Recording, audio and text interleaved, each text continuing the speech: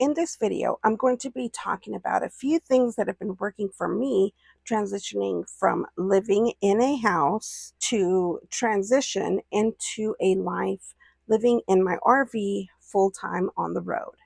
If this is something you have been considering, I hope these 10 tips will help you too. Hello, my name's Lucille. Join me as I hike, explore, and travel through this thing we call life. Welcome to my channel.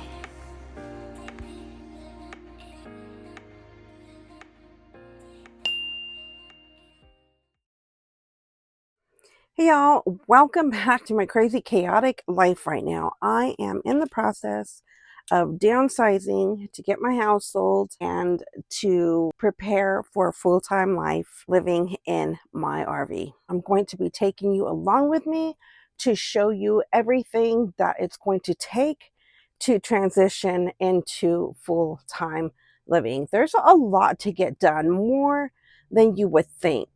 So if this is something you are considering or you've thought about, be sure to subscribe to my channel and hit the notification bell so you don't miss any videos that is going to cover everything it's going to take to transition from living in a sticks and bricks to living full-time on the road in a Class C RV. For those of you who have been watching, you know that my house has been on the market. Lots of interest, still no offers. I am packing like I'm going to be on the road full time in June. I'm manifesting it.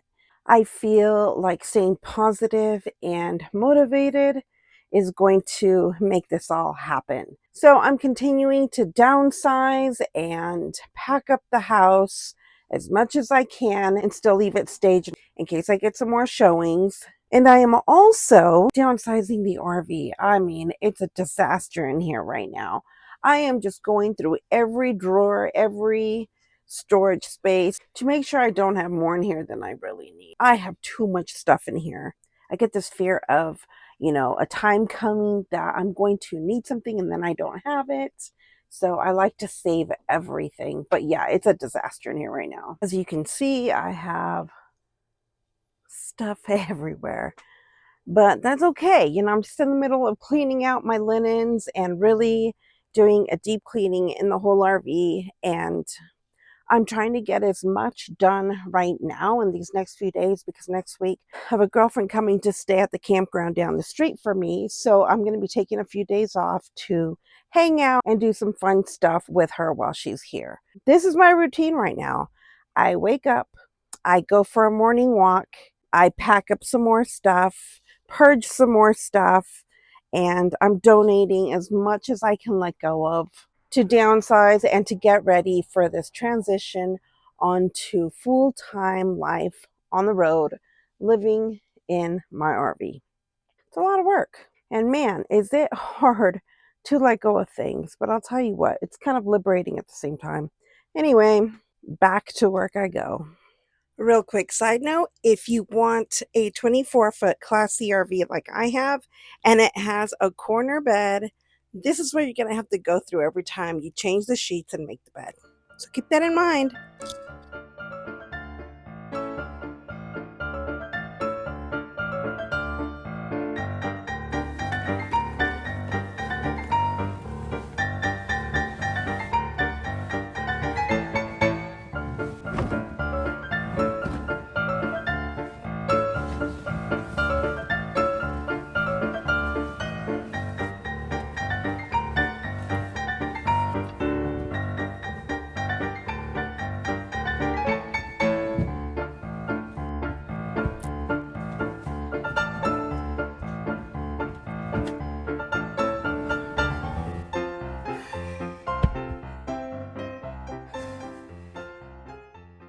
Okay, number one, I would say the first thing you should figure out of why you want to transition from living in a house to living in an RV or a van or a car, whatever, full time on the road is why. Why do you want to do it?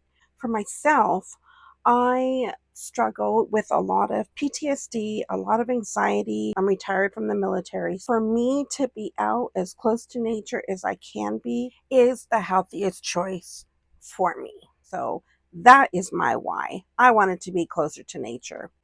Number two, if you are considering this lifestyle and you've never um, been close to nature or camped out in any form, maybe you should try it first before you just take the jump. I mean, I've been doing this for 5 years off and on, and every time I go out, I stay out longer and longer. Last year, I was barely home. For me to live on the road comes very easy.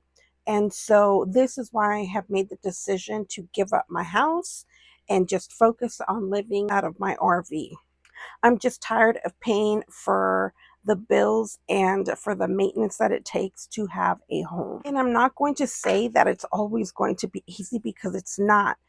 Living on the road comes with its own challenges, and those are challenges that I'm willing to deal with versus challenges that I might have to deal with owning a home. Number three, what type of rig are you going to have? Are you going to travel with pets? Are you going to be carrying outdoor gear? Are you wanting some kind of 4x4 off-road capability vehicle? Are you going to want a van? Are you going to want an RV?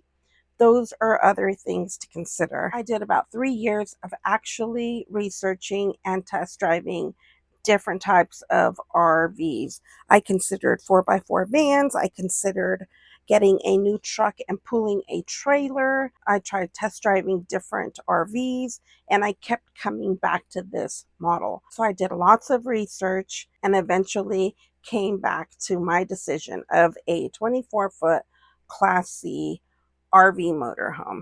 Number four, how are you going to sustain yourself living out here on the road? Do you live off of Social Security? Do you have a retirement? Do you plan to work remotely? Are you going to be a camp host? How are you going to sustain your lifestyle? I myself am retired from the military, so I use my retirement to sustain my bills that I'm going to have out here on the road, which that's going to be a whole other video talking about expenses on the road. But I'll tell you this, they say that a good cushion to have in your savings to live out here on the road was about $5,000, just in case something major breaks down on your rig. You have the money to get yourself out of a bind. Personally, I think you should be closer to 10, because as we know, everything has gone up in prices these days. Number five, if you're serious about transitioning from living from a house to an RV or a van, whatever it may be, stop buying things now. Sooner or later, you're going to have to start downsizing, and you can only fit so much in these rigs. So stop buying things now, because sooner or later, you're going to have to start the transition of downsizing and letting things go, because you only have so much room. And that actually takes me into number six, downsizing. Are you going to sell your home? Are you going to rent it out? Are you going to leave all your things in the home while you rent it out? Or are you going to put everything into storage? That's another thing to consider. I am actually going to sell my home. I am leaving quite a bit of the furniture because I don't want to store it. The few things that I am going to be storing are just things that I've had a very long time that I plan to have and to use whenever I stop traveling, if I ever do, and find another house later on down the road. Number seven, another thing to consider is your vehicle. Are you going to sell it? Are you going to put the money into possibly towing it behind your RV or van, whatever it is you're going to have? And is it a towable car? There's so many options there. You could tow your car on a trailer. You can flat tow the car, but remember, only certain cars can be flat towed. Number eight, your mail. How are you going to be receiving your mail while you are on the road? There's a lot of different options out there to help out full-time travelers and nomads. So right now, I actually have a P.O. box that I use, and I will probably keep it through the year because this town that I am in now is still going to be my home base.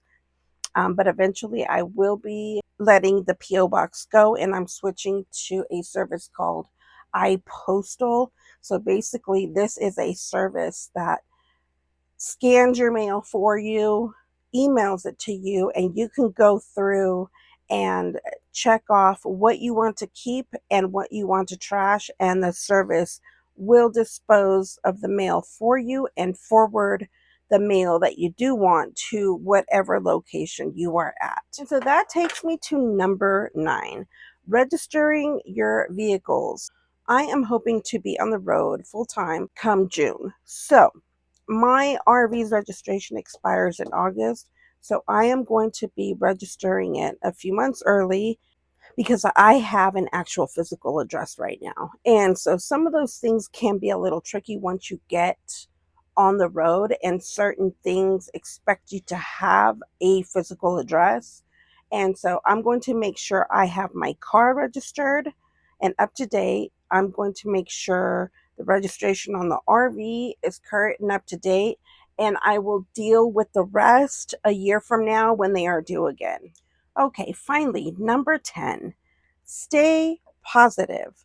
I feel like staying positive and having a good attitude can take you a long way. This is not going to be easy. You're going to have a separate set of challenges out here on the road than you might have had living in your house, but stay positive. I mean, if worse comes to worse, you can always go back to living in a house later on down the road if this lifestyle isn't for you. But hopefully, by the time you get to this point, you have done your research and you have done some practice runs to see if you even enjoy being out in nature and being out in the elements and traveling around. So, as I mentioned before, these are just steps that I am taking for myself to help my transition from living in a home, taking care of a home, and moving into my RV and traveling full time in it. Every scenario is going to be different. Your situation may be different. Having these 10 basic steps to go through should help you somewhat. But definitely, I would say the biggest thing to take out of these 10 tips are: 1, stop buying things because you're going to have to start downsizing at some point, and 2, start saving money to build that emergency fund that you could possibly need on the road if something were to happen. I feel for myself that having a an emergency fund and a backup gives me a bit more confidence and relief to be out there on the road. Anyway, I hope these tips help you if you are considering this lifestyle. Thank you so much for coming along. Have a great week, and we will see you in next week's video. See you next time. Peace.